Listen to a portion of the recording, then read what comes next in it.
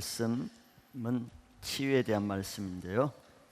마가복음 5장 24절로 34절까지.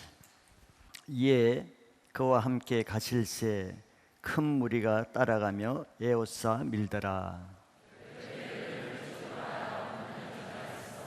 많은 의사에게 많은 괴로움을 받았고 가진 것도 다 허비하였으되 아무 효험이 없고 도리어 더 중하였던 차에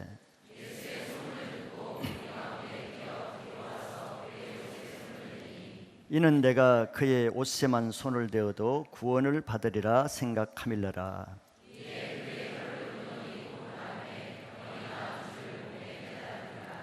예수께서 그 능력이 자기에게서 나간 줄을 곧 스스로 아시고 무리 가운데서 돌이켜 말씀하시되 누가 내 옷에 손을 대었느냐 하시니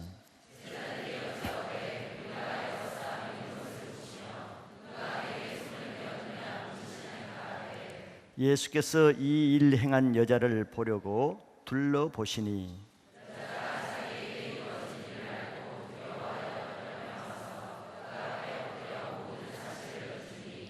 예수께서 이르시되 딸아 내 믿음이 너를 구원하였으니 평안히 가라. 내 병에서 놓여 건강할지어다. 아멘. 오늘은 고통스러운 질병에서 풀려나라는 제목입니다.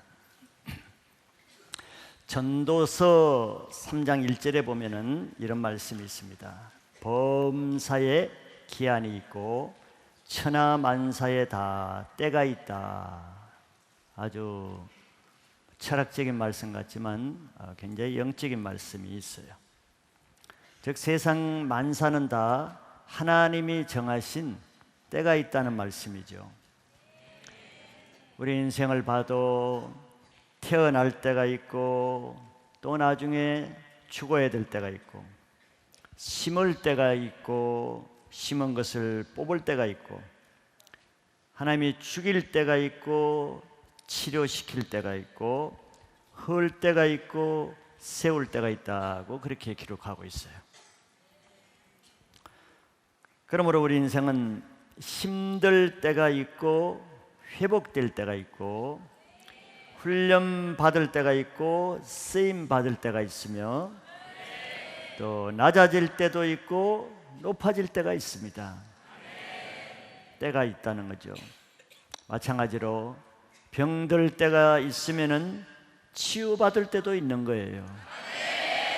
오늘이 그날이 되길 바랍니다. 그래서 우리는 은혜 받고 싶다고 해서 항상 은혜 받을 수 있는 것은 아니지요. 또 내가 치유받기를 원한다고 해서 또 항상 치유받을 수 있는 것도 아닌 걸 압니다. 즉 하나님이 일하시는 그 때가 있기 때문에 그렇죠. 하나님이 우리에게 치유해 주시는 그 때가 왔을 때, 때가 주어졌을 때 믿음으로 내가 받는 것입니다. 하나님의 때가 중요하다는 것입니다. 그래서 하나님의 때를 따라 살기 위해서는 우리 편에서는 믿음으로 준비되어야만 됩니다. 그래야 그 때에 반응할 수가 있기 때문이죠. 고린도후서 6장 2절에 이런 말씀이 있습니다. 이르시되 내가 은혜 베풀 때에 너에게 듣고 구원의 날에 너를 도왔다 하셨으니 보라 지금은 은혜 받을 만한 때요 보라 지금은 구원의 날이로다. 이 때라는 말을 두 번이나 하고 날이란 말을 두 번이나 되네요. 이게 하나님의 주권을 나타내는 말씀입니다. 아무 때나 되지 않는다는 거예요. 은혜 베풀 때 은혜를 받을 수 있지 은혜 베풀지 않은 때 은혜를 받으려고 아무리 애써보세요. 그거는 힘든 일입니다. 구원을 베풀 때 구원을 받아야 돼요. 하나님이 치유의 은혜를 베풀 때 치유를 받을 수가 있는 거예요. 그래서 하나님은 먼저 그런 때를 주시기 전에 말씀을 보내셨잖아요. 시편 109편에도 위경 가운데 하나님이 말씀을 보내사 위경 가운데서 우리를 건지신다 그랬거든요. 그러면 결국 우리가 말씀을 받아야 된다는 거예요. 말씀을 받아야 그 말씀이 믿음이 되기 때문에 믿음으로 반응해야 자기 믿음으로 내가 치유를 받는 것입니다. 지금은 하나님의 치유의 때고 구원의 때고 회복의 때입니다. 그래서 내 편에서는 믿음이 필요해요. 믿음으로 반응하는 나의 때가 필요합니다. 어리석은 자는 하나님의 때를 놓친 후에 자기 때를 만드느라고 힘겹게 살아가죠. 어리석은 것입니다. 하나님과 엇박자로 사는 거예요. 하나님이 일하실 때는 자기는 일하지 않고 하나님이 일하지 않을 때는 자기가 일하고, 그거는 괜히 거꾸로 가는 인생입니다. 그런 사람은 사단에게 그 하나님의 때를 빼앗기는 삶이에요. 너무나 어리석은 것이죠. 그래서 그 삶이 하나님의 은혜를 비껴나서 힘든 삶, 공고한 삶이 되죠. 히브리서 3장 13절에 성경은 이렇게 또 권고합니다. 오직 오늘이라 일컫는 동안에 매일 피차 권면하여 너희 중에 누구든지 죄의 유혹으로 완고하게 되지 않도록 하라 그랬어요. 언제 이렇게 하라고 합니까? 오늘이에요. 오늘. 내일도 아니고 오늘이라 일컫는 동안이라 그랬습니다. 지금 이 시간입니다. 왜 저렇게 해야 되냐? 하나님의 때이기 때문에 사단이 죄로 유혹하거든요. 그래서 누구든지 죄의 유혹으로 완고하게 되지 않도록 하라는 거예요. 하나님의 때를 놓치고 하나님의 은혜를 받지 못하게 하는 사단의 방법, 작전이 뭡니까? 우리 마음을 완고하게 하는 거예요. 완고하다는 것은 굳어지게, 딱딱하게 만드는, 강팍하게 만드는 겁니다. 이게 은혜 받지 못한 사람의 특징이죠. 그 죄의 유혹으로 완고하게 되지 않도록 해야 되는데, 그렇게 하기 위해서 우리가 바알브라신 기도도 하고 마가의 다락방 기도도 하는 이유가 거기있지 괜히 있는 것이 아니죠. 자기 혼자만 하지 말고 매일 피차 그렇게 권면하라는 거예요. 왜? 죄의 유혹을 받는 사람은 자기가 지금 어떤 상태인지 모르잖아요. 내가 지금 영적으로 어떤 죄의 유혹을 받는지, 악한 영의 방해를 받는지 자기는 잘 모릅니다. 그래서 피차 서로 알려줘야 됩니다. 그리고 권면해서 그 완고하게 되는 마음을 피하라는 것이죠.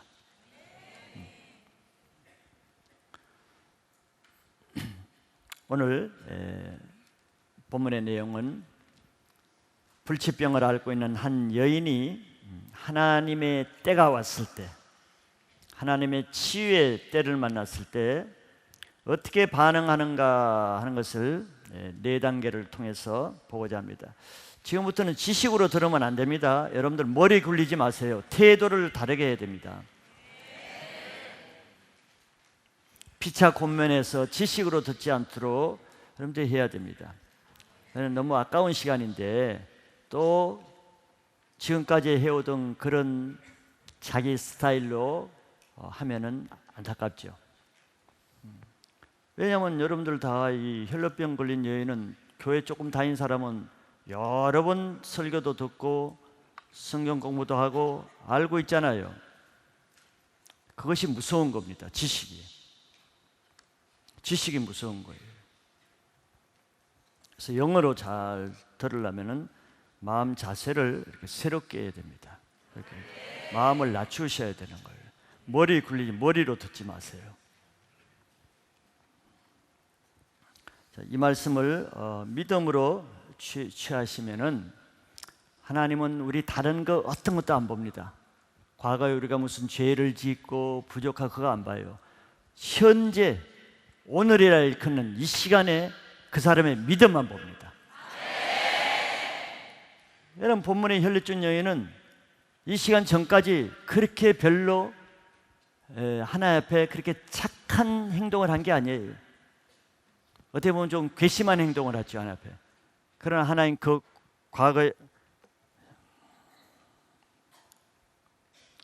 과거에 그것을 묻지 않습니다.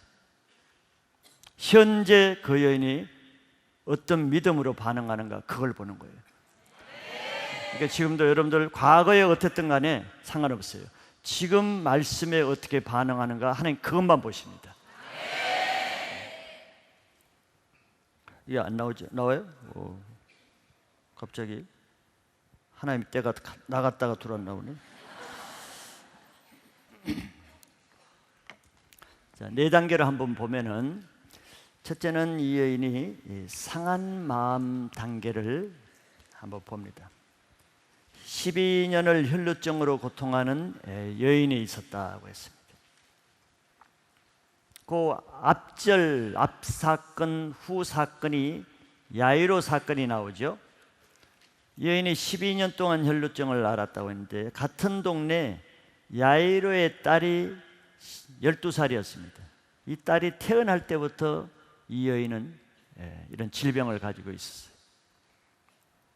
혈루증은 단순한 질병이 아닙니다. 이는 영적인 질병이죠. 레이기에 기록하기를 이런 병은 영적으로 부정한 병이라고 했습니다. 여인은 12년 동안 많은 의사에게 치료를 받았습니다. 그럴 수 있었던 것은 그만한 재물이 있었기 때문이죠. 뭐 재물이 없으면 치유받고 싶어도 못 받겠죠. 재물이 있는 것이 꼭 좋은 것은 아니에요. 재물이 있었기 때문에 이 여인은 고생만 더 많이 했습니다. 성경이 그렇게 말하죠. 왜냐하면 그로 인해 돈은 돈대로 날리고 12년 동안 계속 치료했는데 병이 나은 것이 아니고 고통은 고통대로 받고 병이 더 심해졌어요. 돈 때문에 병이 더 심해지고 고생만 더 12년 동안 더 많이 한 것입니다. 그래서 그동안 가진 재물 다 허비하고 시간도 허비하고 마음의 고생만 많이 했죠. 이 여인의 삶을 보세요. 이 여인은 12년 동안 뭘 위해서 산 것 같아요? 자기 몸 하나를 위해서 살았습니다. 자기 몸 병 고치는 것에 모든 인생의 99%를 투자한 거예요. 자기 몸 하나 외에는 딴 데 신경 안 썼습니다. 자기 몸이 우상이에요. 병 낫는 것이 인생의 최대 과제입니다. 그가 하나 위해서 좋은 약, 좋은 의사, 좋은 치료는 다 받았어요. 자기 몸뚱아리 하나를 위해서 인생 다 쏟은 겁니다. 이런 사람이 있죠. 하나님이 왜 태어나게 하신지를 모르면 이렇게 살게 됩니다. 그러나 이제 치료받을 물질도 없고 몸은 지치고 마음은 무너지고 인생에 소망이 없는 이런 상태가 됐어요. 자, 이렇게 하는 데는 다 하나님의 뜻이 있습니다. 다 뜻이 있어요. 우리 인생에 이런 기가 막힌 일이 있을 때는 또 하나님의 기가 막힌 계획도 있는 거예요. 자기 힘으로 할 수 없는 이런 일에는 하나님이 일하시기 좋은 상태이기 때문에 그렇습니다. 사람이 자기 재물을 의지하고 자기 꾀를 의지하고 자기 할 능력이 많은 것이 하나님 앞에서는 꼭 좋은 것만은 아니에요. 그거는 고생문이 열리는 것입니다. 그래서 하나님은 자기 재물과 자기 능력, 의지 다 깨어지고 없어질 때까지 어떻게 보면 놔두시는 거죠. 기다리는 것입니다. 왜? 그때는 아무리 말해도 안 듣는 줄 하나님이 아시죠. 누가 뭐라 그래도 안 듣습니다. 귀가 안 열리기 때문에 그렇죠. 그래서 자기를 의지하는 그것이 다 무너지고 깨어질 때까지 어떻게 보면 자기만 고생하는 거죠. 하나님이 놔두시니까. 그러면 또 그렇기 때문에 인생의 막바지에 왔을 그때가 어떻게 보면은 그때부터 이제 소망이 생기는 때입니다. 이 여인에게는 사실 지금 이제 소망이 없어지는 때잖아요. 재물도 없고 병은 더 크고 소망이 이제 다 사그라질 때인데 하나님 편은 이제서부터 이제 겨우 소망이 생기기 시작하는 겁니다. 자, 이런 우리의 눈과 생각의 패러다임 관점을 한번 바꿔보시기 바라요. 이게 믿음의 관점입니다. 인간적인 관점으로는 낙심하고 절망할 것 같지만 반대는 이제 이 여인에게 조금 소망이 생긴 거예요.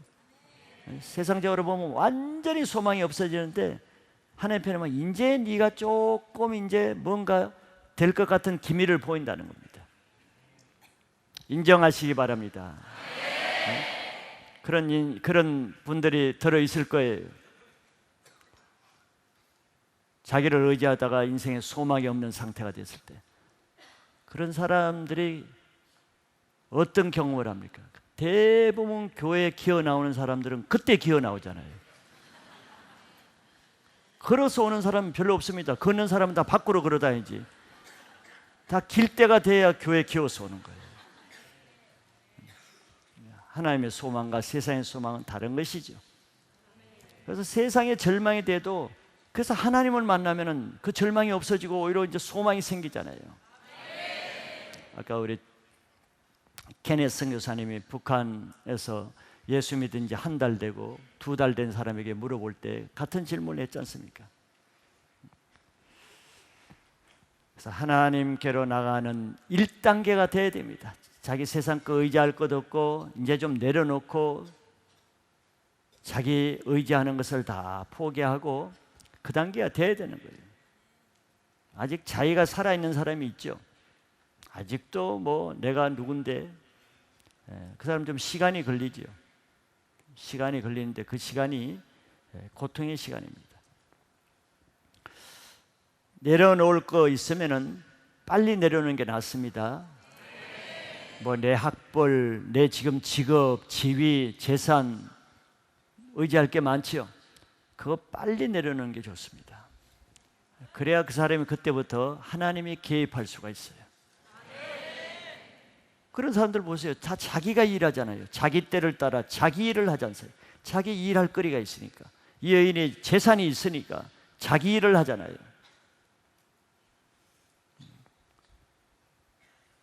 그래서 예수님도 부자가 천국 가는 것은 낙타가 바늘기 들어가는 것보다 어렵다는 얘기가 무슨 뜻입니까? 부자는 자기 의지할 게 여전히 남아있기 때문에 그래요. 그러나 내가 아무리 부자라도 그 재물을 의지하지 않으면은 내가 천국에 들어갈 수 있는 겁니다. 두 번째 단계는 예수님의 소문을 들었죠. 예수님께서 그 어제 본 그라사인 땅에서 한 사람을 치유하시고 나서 다시 배를 타시고 맞은편으로 가신 겁니다. 근데 그것에 또 내리자마자 이미 큰 무리들이 기다리고 있었죠. 그래서 24절부터 읽은 겁니다. 예수님과 함께 가는데 큰 무리가 따라가며 에워싸 밀더라. 지금 이런 상황이에요. 그때 가장 먼저 회당장 야이로가 나와서 예수님의 발 아래 엎드리면서 자기 딸이 금방 죽어가는데 와서 고쳐달라고 먼저 예수님을 초청했습니다. 그 당시 회장장이 예수님께 나오는 것은 쉽지 않지요. 그런데 왜 나왔겠습니까? 이 여인과 같이 이제 무너진 거예요. 더 회당장 지우고 뭐고 자기 딸이 아파서 죽어가는 데는 아무 씀으로 짝이 없는 거예요. 다른 것을 의지할 것이 없어. 그러니까 나올 수 있는 겁니다. 이 야이로는 하나님의 때를 놓치지 않고 붙잡은 것이죠. 예수님이 안 지나갔으면 못 나오는 거 아니에요, 그죠? 예수님이 지나가셨기 때문에 나올 수 있었던 것입니다. 이번 수련회가 아니면은 예수님 만날 수 없는 사람도 있을 거예요. 수련회 왔기 때문에 만날 수가 있습니다. 이게 카이로스예요. 하나님의 때. 해당장이 그런 것이죠. 자, 이렇게 심령이 상하고 깨어져야 예수님이 지나갔을 때 나오지, 다 나오는 게 아니에요. 구경하러 나온 사람이 있어도, 즉 수련회 이렇게 있어도 구경하러 나온 사람이 있고 예수님을 꼭 만나기 위해서 나온 사람이 있단 말이죠. 그런 사람만 예수님 만져주시는 거예요. 그것이 하나님의 때를 따라 행하는 것입니다. 그 하나님의 때는 어느 타이밍에 오느냐 하면은 자기 때를 따라 사는, 자기 때가 끝나는 시점에서 하나님 때가 와요. 야일도 죽어가는 자기 딸을 위해서 많은 수단을 다 했겠죠. 그러나 안 되기 때문에 나왔겠죠. 이 혈루증 여인도 마찬가지입니다.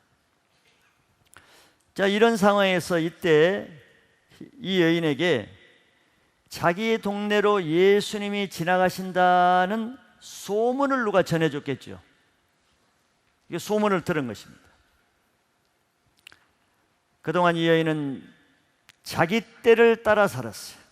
자기 재물과 자기 의원을 의지하는. 이제는 끝났죠.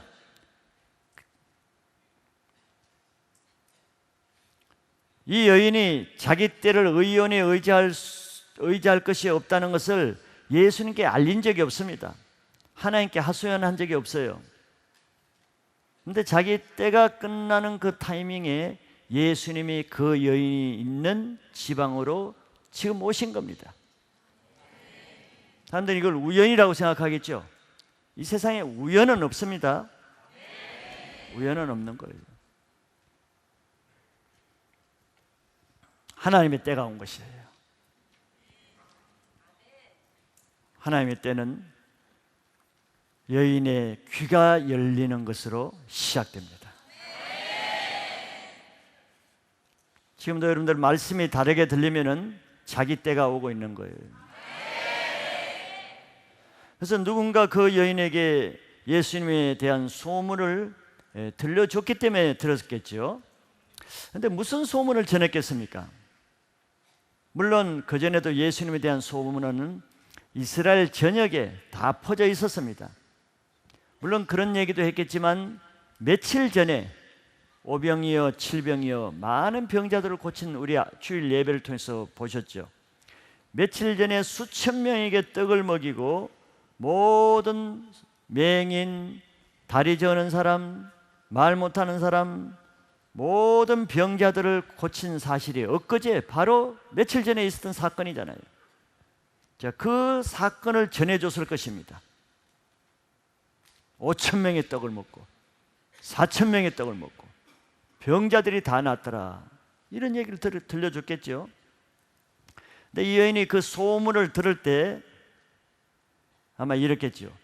5천 명이 엄청난 사건인데 5천 명의 떡은 별로 안 들어왔을 거예요. 아, 그런가 보다. 그 뒤에 여러 병자를 고쳤다는 말은 이 여인에게 그냥 깊이 들어왔을 것입니다. 여인의 귀에 예수님이 병자를, 불치병을 걸린 병자를 고쳤다는 말이 비수처럼 가슴에 꽂히고 생명처럼 들어오는, 이것이 말씀이 영어로 들리는 것입니다. 자기 것으로 들리는 거예요. 오병이어는 같은 예수님의 놀라운 말씀이라도 자기 것으로 안 들리겠죠. 아, 불쌍한 사람, 밥 못 먹는 사람, 그 사람들에게 얘기구나. 사람은 그런 것입니다. 같은 말씀이라도.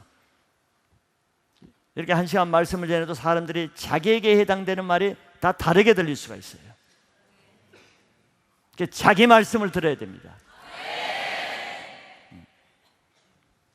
그런데 이 여인이 이번에 처음 들을 수도 있겠지만,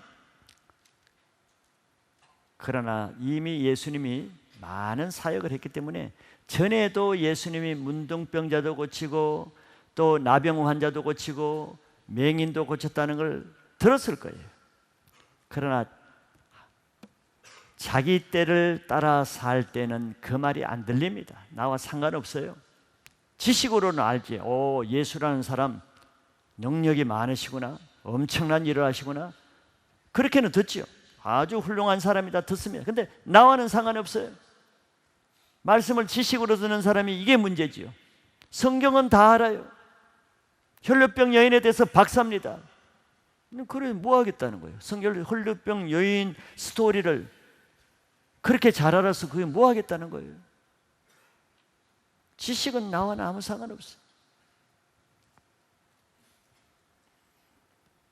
이 여인도 이전에는 예수님에 대한 소문이 그렇게 들렸을 거라고. 그러니까 그 소문을 듣고도 계속 그 여인은 의사를 찾아다니는 거예요. 그 말씀 믿으면 안 되니까.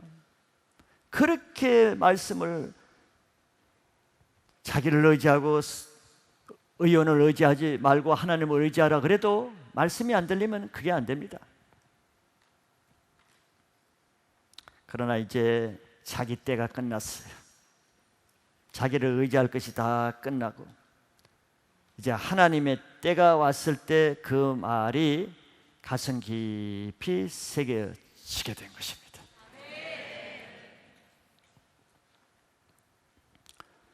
욥기서 36장 15절에 우리가 잘 아는 대로 이게 하나님의 원리죠.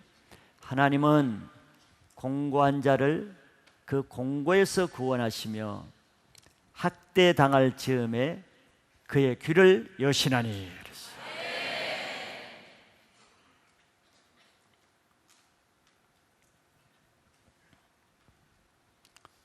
북한 성도들이 더 영성이 있고 더 믿음이 강한 그 이유가 어디 있겠습니까? 그들이 우리보다 뭐 성경을 더 잘하는 것도 아니고 예배를 더 많이 드린 것도 아니고 성경 공부를 더 많이 하는 것도 아니고 성경을 더 많이 읽는 것도 아닌데 저거예요. 하나님이 그렇게 일하시는데 하나님은 공고한 가운데서 구원하시고 학대당할 즈음에 그 귀를 여시기 때문에 그래요.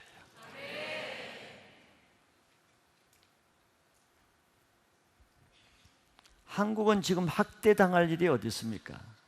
핍박받을 일이 얼마나 있어요?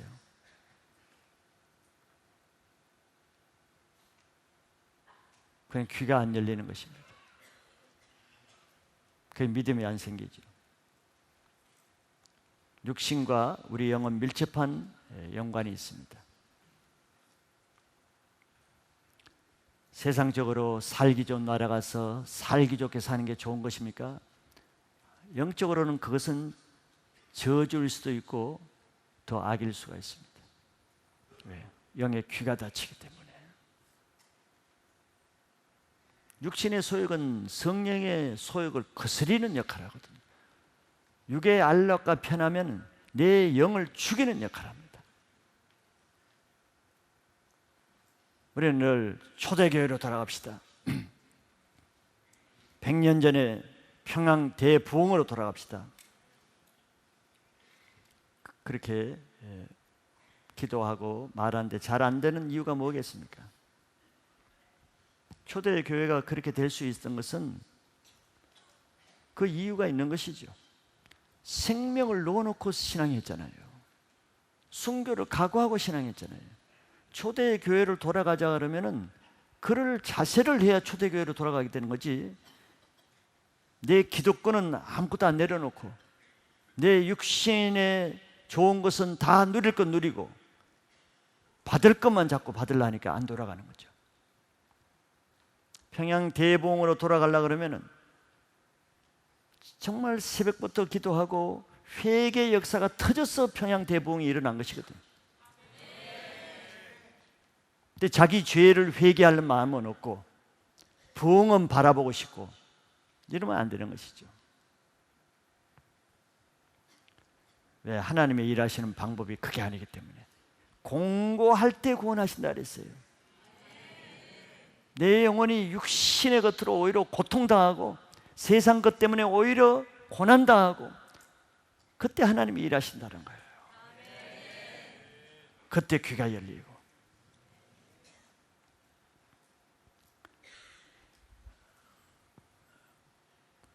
그래서 세상의 기준과 하나님의 기준은 다릅니다. 세상적으로 보면 내가 신앙을 이렇게 하나님을 위해 살려고 하는데 왜 나만 이렇게 더 어렵고 왜 나만 이렇게 더 삶이 공고하고 왜 이런가 이렇게 생각하지. 저도 신앙 초기에 직장 생활할 때 지금 기억해 보면은 많이 했던 생각 중에 하나가 이겁니다. 좀 교만한 생각이겠죠. 나름대로는 그때 정말 하나님만 위해서 살고 싶은 마음이 많았던 그런 때인데도 주위에 같이 동역자 친구들이 많이 있잖아요.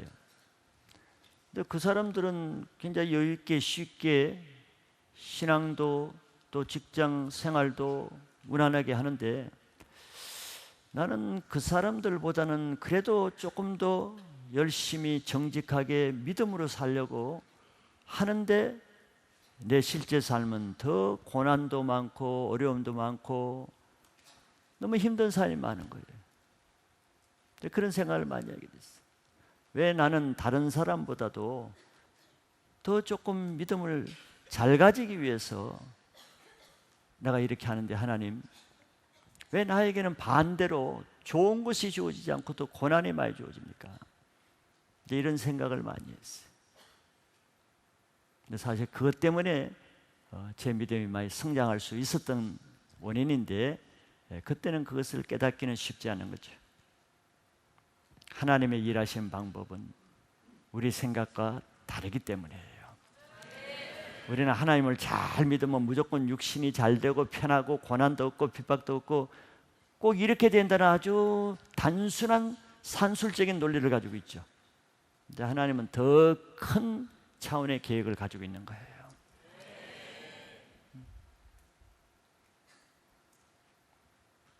교만한 생각인지 몰라도 그렇게 할 때가 제가 신앙이 제일 빨리 자란 것 같아요. 이 성장 속도가.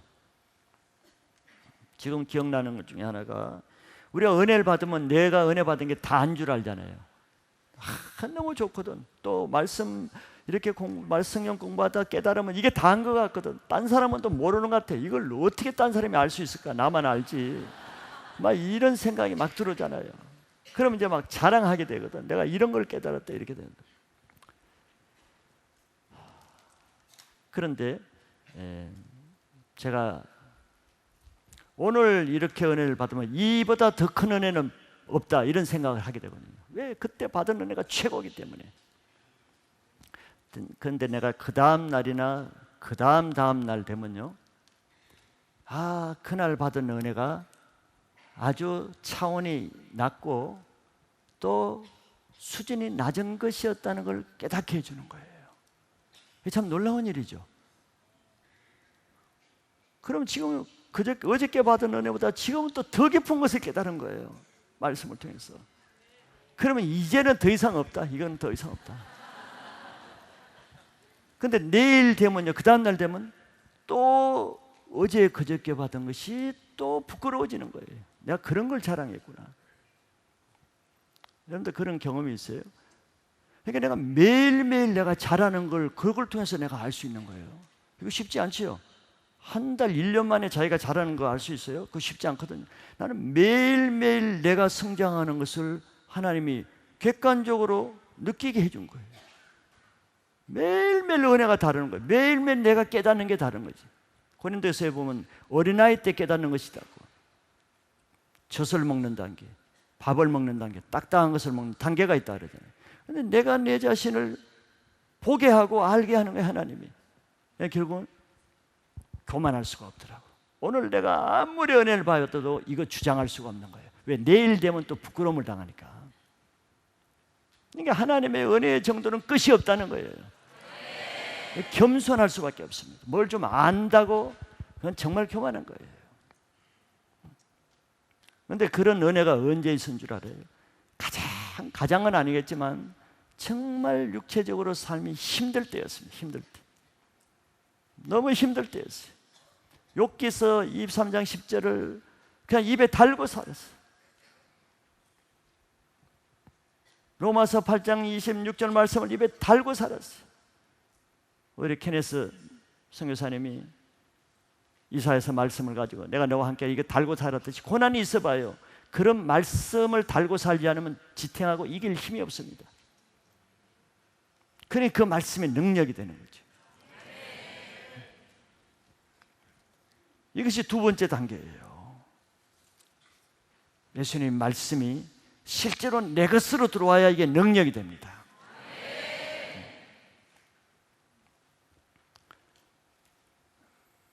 그래서 치유를 위해서는 먼저 내가 귀가 열려야 되고, 귀가 열렸을 때 말씀을 들으면 그 말씀이 믿음으로 변합니다.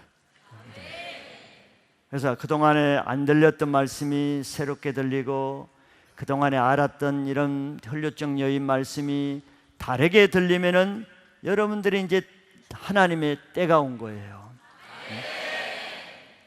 내가 10번, 1000번을 들었고 내가 1000번을 외우는 말씀이라도 그게 그대로 똑같이 들리면요, 그게 하나님의 때가 아닙니다. 그걸로는 일하지 못해요. 1000번을 들어도 1001번째 다르게 들릴 그때가 하나님의 때입니다. 여러분들이 만약에 설교를 한다 그럴 때 혈증 여인을 다 알잖아요. 두 번째까지는 할 수 있겠어요. 3번, 4번, 5번, 10번째 똑같은 내용을 계속 설교할 수 있겠어요? 그는 자기를 속이는 것이고, 그는 자기를 너무 힘들게 합니다. 그래서 잘 아는 말씀 가지고 설교를 하기가 가장 어려운 거예요. 지식으로 하는 사람은 반대겠죠. 잘 아는 말씀이 제일 설교하기 쉽겠죠. 잘 아니까. 그러나 영어로 설교할 때는요, 잘 지식으로 너무 잘 아는 말씀을 가지고 설교하기가 너무 어려운 거예요. 혈루증 열을 가지고 50번, 100번을 내가 설교해도 101번째는 지금까지 100번 설교와 다른 설교가 되지 않으면 그 설교를 하면은 지식이 됩니다. 그래서 어려운 거예요. 저는 100% 똑같은 설교를 아마 안 할 겁니다. 그렇게 할 수가 없어요. 여러분들 듣기에는 똑같아 보이지만 내가 한 번도 똑같은 설교는 하지 않습니다. 같은 내용을 가지고 거의 같은 본문으로 같은 내용을 해도 그때 그 시에 주시는 레마의 말씀이 반드시 다른 게 있지, 그거 없이 똑같이 전할 수가 없어요. 그게 내 영혼을 죽이는데 어떻게 그렇게 전합니까? 마찬가지로 듣는 사람도 혈루증에 101번째 듣는다 해도 100번까지 똑같이 들린다? 그 사람은 지식에 매이는 겁니다. 그런 말씀으로는 아무것도 일할 수 없어요.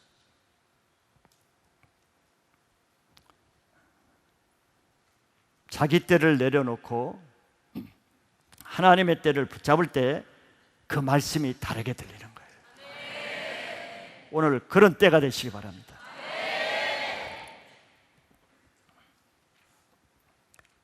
세 번째는 믿음을 가지는 단계.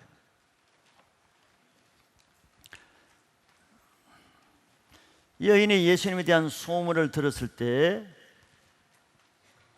예수님이 많은 병자를 치유했다는 소문이 들릴 때 어떻게 들렸냐면은, 과거에는 많은 병자를 치유했구나, 예수님의 능력이 많구나, 이렇게 들렸겠죠. 근데 지금 다르게 들렸어요.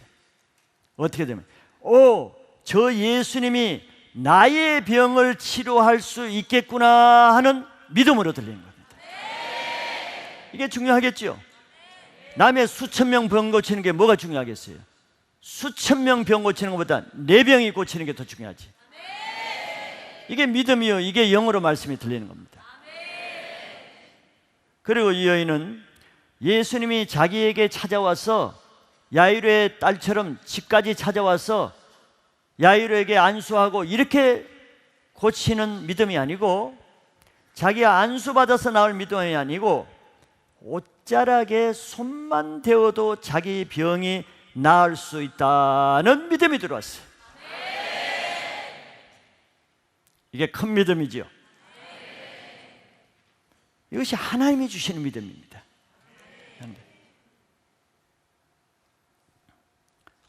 쉽지 않죠. 왜? 12년 동안 이 여인이 증인이잖아요. 어떤 의사도 고칠 수 없는 병입니다. 쉽지 않은 병이에요. 근데 믿음이 들어오면은 쉬운 병이든 어려운 병이든 아무 상관없게 되죠.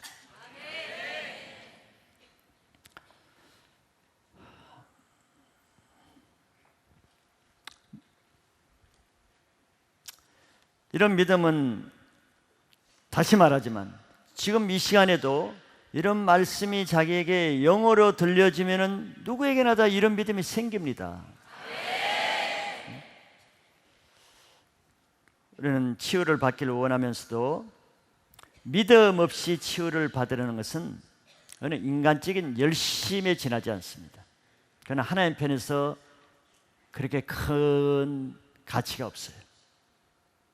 말씀을 들을 때 믿음이 들어오면은 그 자체로 치유가 되는 겁니다. 그래서 이런 말씀을 영어로 듣기 위해서는 다시 말하지만 자기 마음의 자세를 낮추고 사모하는 심령이 되어야 됩니다. 어제 말씀을 많이 드렸죠. 하는데 예배 앉는 장소가, 자리가 벌써 다릅니다. 자기의 영을 따라 행동하기 때문에.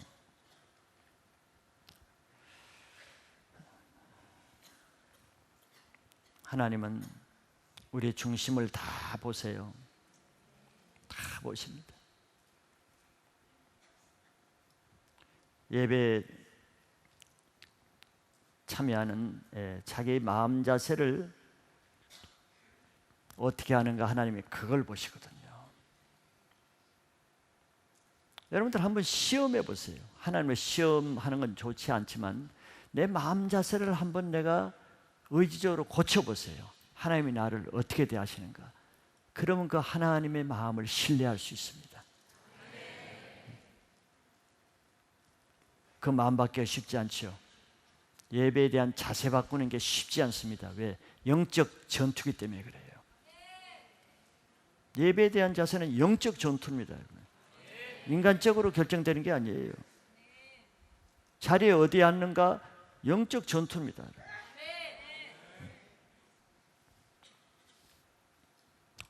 마지막 네 번째, 오늘 말씀은 매우 단순한 거예요. 믿음을 가질 때 그 다음에 믿음의 능력이 나타나게 되죠.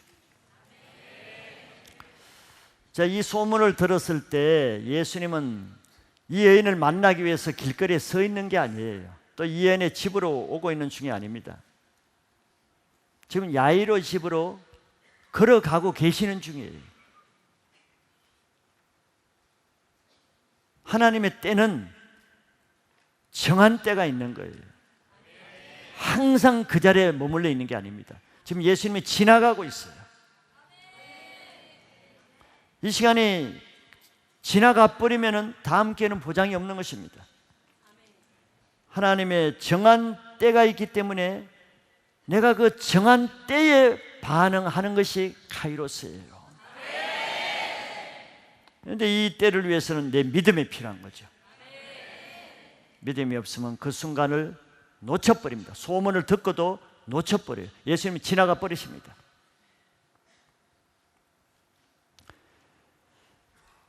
지금 예수님에 대한 병난 소문, 떡 먹은 소문이 들어가지고 예수님 주위로 수천 명의 무리가 지금 에워싸고 따라다니죠. 아니면 수백 명의 무리들이. 이런 상황에서 자, 예수님의 옷자락을 지금 잡을 믿음을 줬잖아요. 이게 쉬운 일이 아니죠. 예수님 옷자락을 잡으라고 주위 사람 다 비껴놓고 혼자 이렇게 서 있는 것도 아니고 주위에 장정들이 지금 에워싸 밀고 가고 있는데 그 옷자락 잡는 거 쉽지 않죠. 왜냐하면 이 여자는 12년 동안 병자잖아요. 근데 최근에는 병이 더 심해져 가지고 여자의 몸도 약한데 병약한 여자의 몸이에요. 장정들을 물리치고 어떻게 그 옷자락을 잡으러 나가겠어요? 길을 비켜주는 것도 아닌데. 이런 생각을 하면 믿음이 흔들리게 되죠. 자, 이렇게 믿음의 일에는 항상 장애물이 있습니다. 우리 편에서는 장애물이지만 그러나 하나님 편에서는 그것을 그 사람의 믿음을 시험하는 과정입니다. 정말 이 여자가 혈루병을 나을 만한 믿음인가 아닌가를 하나님 편에서는 시험거리고 우리 편에서는 장애물처럼 보이죠. 그래서 이 여인이 정말 자기 병이 치유받으려면 이런 장애물을 이길 수 있는 믿음이 있어야 그 믿음으로 치유받을 수 있습니다. 이 장애물을 이기지 못하면은 치유를 받지 못하겠죠. 그럼 사람들은 어떻게 생각해요? 그 군중들 때문에 그랬다. 일이 때문에 그랬다. 내가 지금 회사가 바빠서 그랬다. 내가 이 사람이 찾아와서 내가 방해받아서 그랬다. 이렇게 얘기하죠. 그래서 놓쳤다. 그거 아니에요. 그 사람이 그걸 이길 수 있는 믿음, 강한 믿음이 없었기 때문에 치유를 못 받는 것입니다. 그런 믿음 가지고는 안 된다는 거죠. 그거 하나 이길 믿음이 없고, 그 유혹 하나 이길 믿음이 없고, 그 군중들 하나 이길 믿음이 없으면은 그 믿음 가지고는 어차피 치유를 받을 믿음이 안 되는 거예요. 군중들이 방해물이지만 군중들 때문에 치유 못 받는 일은 없습니다.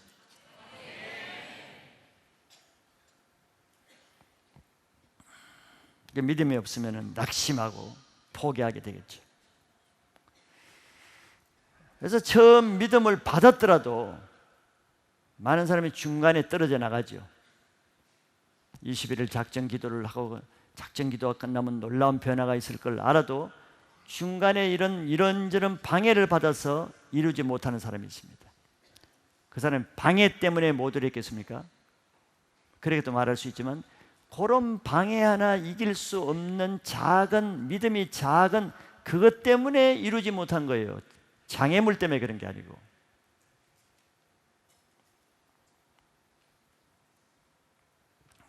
그래서 큰 치유를 받으려면 큰 믿음이 있어야 됩니다.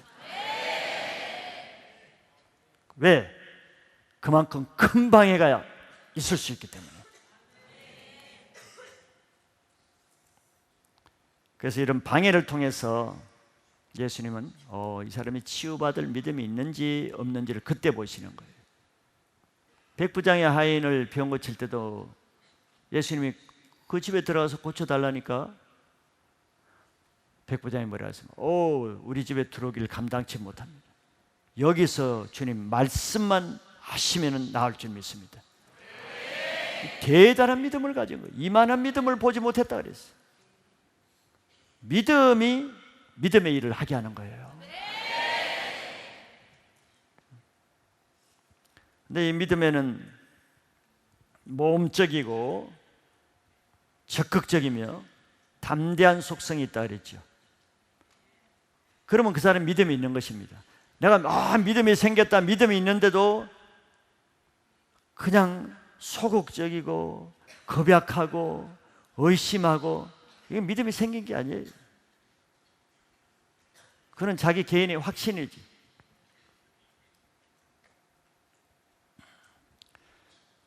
말씀 자체를 믿는 믿음은 말씀을 믿기 때문에 장애물이 있어도 모험적인 능력을 나타내고 적극적이고 담대한 능력을 나타내요. 이런 것을 행할 수 없는 믿음은 죽은 믿음입니다. 행함이 없는 믿음은 죽은 믿음이라 하죠. 그런데 행함이 어떻게 해서 나타납니까? 모험적이고 적극적이고 담대한 능력이 있을 때 행함으로 나타날 수가 있는 거예요. 그래서 이 여인은 인간적으로 생각하면은 믿음이 약해져서 아이고 염두가 안 나지, 내 몸으로 어떻게 그 예수님 있는 데까지 뚫고 들어가. 이성적으로 이론적으로 계산이 안 나오죠. 근데 이 여자는 믿음이 있었어요. 모험적이고 담대하고 적극적인 믿음으로 여자의 몸이고 병약하고 아마 다리가 후들후들 떨리고 걷지도 못하는 그런 모습으로도 장정들의 에워싸있는 거리로 나간 것입니다. 이게 믿음의 행위예요. 아마 처음에는 이리 치이고 저리 치고 밀리고 넘어지고 하지 않겠어요? 누가 장정들이 양보를 해줍니까? 그런데 보세요. 믿음으로 나갔을 때 결국 예수님께 나가줬죠? 어떻게 나가줬겠어요? 하나님이 나가게 도와주신 겁니다. 믿음으로 도전할 때 요단강의 제사장이 발을 디딜 때 하나님이 요단강물을 막아주시는 거예요. 발을 딛기 전까지는 아무 일도 안 하십니다. 하나님이 발을 디딜 때 그걸 보시고 그 믿음을 보시고 강물을 막아서 주는 거예요. 그래서 드디어 예수님의 뒤까지 가서 앞으로도 못 가고 무서워서 몰래 뒤에서 예수님의 옷자락을 대었죠. 한번 드라마라고 생각하고 한번 상상을 해보세요. 얼마나 떨리고 감격적이고 가슴 벅찬 이런 마음으로 됐을까요? 이 여인은 자기 손을 댄 것이 아니라 자기 믿음을 그 옷에 댄 겁니다. 믿음을. 자기가 받은 그 확신을 그 옷에다 댄 거죠. 손이 되었겠습니까? 옷에만 손을 대어도 나을 것이라는 믿음으로 되는 것이 더 중요합니다. 손 대는 것보다 더 중요한 것은 믿음을 대는 게 더 중요하다는 거예요. 그래서 믿음으로 손을 대면은 믿음의 역사가 일어납니다. 그래서 그 즉시 혈류의 근원이 말랐다는 것을 자기가 느꼈어, 몸으로. 치유받는 사람은 자기가 치유받았다는 것을 느끼는 경우가 많지요. 느낍니다. 왜? 손을 대는 순간 예수님의 몸에서 능치유의 능력이 흘러나가는 것을 자기 몸에 들어온 것을 느꼈거든요. 여러분들 기도받을 때 뭐 전기가 흐르는 것 같기도 하고 불이 임하는 것 같기도 하고 여러 가지 느끼죠. 자, 그녀의 믿음이 예수님의 능력이 흘러가게 한 것이에요. 놀라운 일 아닙니까? 여인이 가진 것은 믿음밖에 없었어요. 그런데 그 주위를 따라다니는 장정들은 여인은 그냥 한순간 살짝만 옷에 닿았어. 근데 주위를 에워싸는 장정들은 그냥 옷을 팔로 비비기도 하고 그냥 잡기도 하고 엄청나게 많이 만졌을 거예요. 그런데 아무 일도 안 일어났죠. 옷을 만진다고 다 치유가 되고 능력이 다는 게 아니에요. 옷자락이 중요한 게 아닙니다. 옷을 만지는 게 중요한 게 아니죠. 믿음이 중요한 겁니다. 옷자락을 의지할 것이 아니고 믿음을 의지해야 됩니다.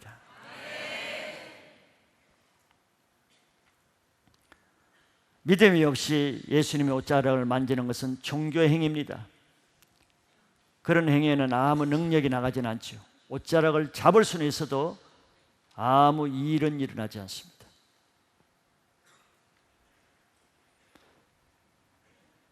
그래서 예수님의 옷자락을 만졌다고 해서 다 치유되는 일이 아닌 것이죠. 이렇게 믿음의 치유는 매우 단순합니다. 혈루병 여인 사건은 매우 단순해요. 뭐 복잡하게 신학적으로 설명할 이유가 없습니다. 복잡한 것은 사람의 생각이고 하나님은 단순한 믿음을 요구하세요.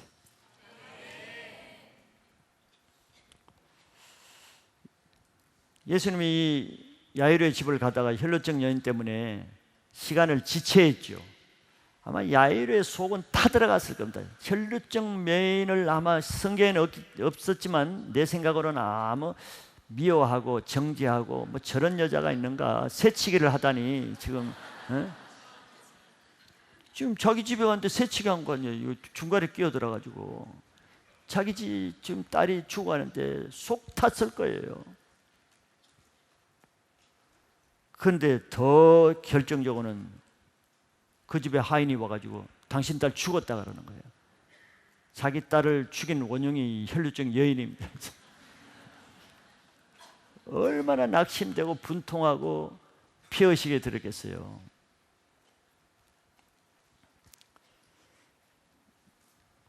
그때 예수님이 하시는 말씀을 내가 보고자 하는 거예요.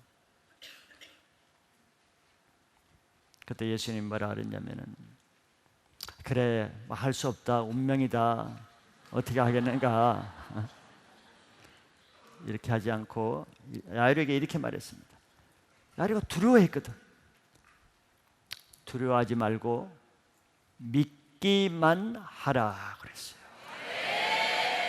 이게 놀라운 말씀입니다. 놀라운 말씀이에요. 이건 예수님만 할 수 있는 말씀이지. 자, 우리 편에서는 뭐가 중요합니까? 딸이 좀 병들어 있을 때하고 숨이 넘어가 버려서 죽었을 때하고 이거는 천지 차이죠. 이거는 천지 차이입니다. 죽은 사람 살리는 거하고 병든 사람 살리는 거, 이거는 천지 차이죠. 내게 있는 암병을 고치는 거하고 옆 사람의 그냥 손톱 밑에 가시 골문 거 고치는 거하고 차이가 나죠. 우리 편에서는. 이 말씀이 굉장히 중요한 말씀을 주는 거예요. 야이로의 딸이 병들었을 때 갈 때나 죽은 이후에 갈 때나 예수님 편에서는 아무 상관이 없어요. 근데 뭐가 상관이 있습니까? 야이로에게는 상관이 있어요. 야이로는 자기 딸이 살았을 때는 예수님이 고칠 만한 믿음이 있었죠. 근데 자기 딸이 죽었을 때 두려워한 이유는 뭐냐? 이게 틀렸다는 불신이 들어온 거 아니에요. 두려워한 것은 죽었을 때는 예수님이 고칠 수 없다는 불신을 가지고 있어요. 우리는 달라요. 예수님은 똑같은데. 그래서 야이로에게 말하는 것입니다. 병든 딸 고치는 거나 죽은 딸 고치는 거나 아무 상관없는데 네가 믿음이 없는 것이 문제라는 거예요. 우리 믿음이 문제입니다. 예수님 편에 아무 상관없어요.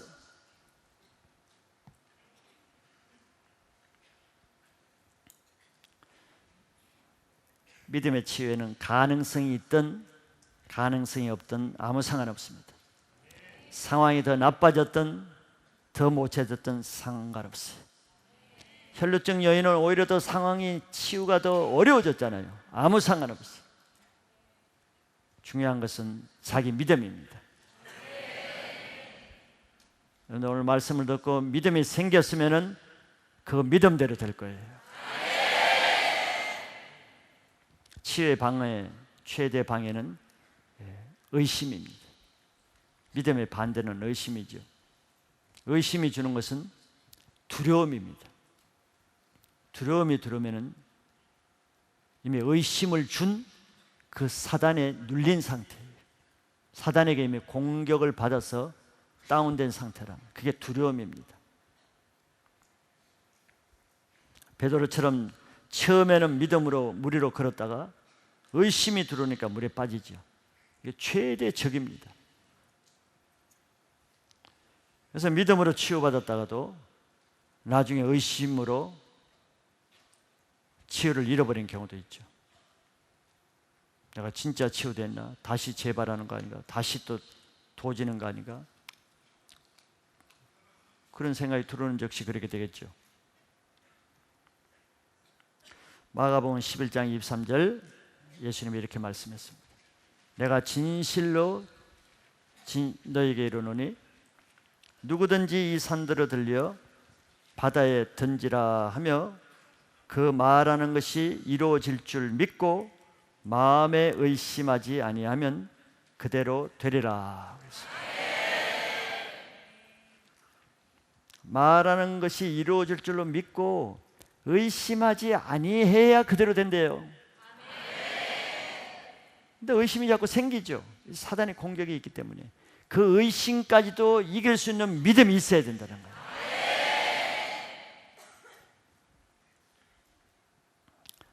예수님부터 지금은 치유의 능력이 흘러갈 때인데 문제는 나의 믿음입니다. 믿음의 근원은 말씀에 있고 말씀을 들을 때 믿음이 생깁니다. 믿음이 없는 사람은 먼저 믿음 없는 것을 회개하고 믿지 못하는 그 악한 마음을 회개하라는 거예요. 그리고 믿음을 달라고 기도하고 의심하는 악한 영을 대적해서 먼저 싸워야 됩니다. 그러면은 이 여인과 같이 내 믿음대로 구하는 것에 예수님이 능력으로 역사하는 겁니다. 오늘 그런 치유가 여러분들이 일어나기를 축복합니다.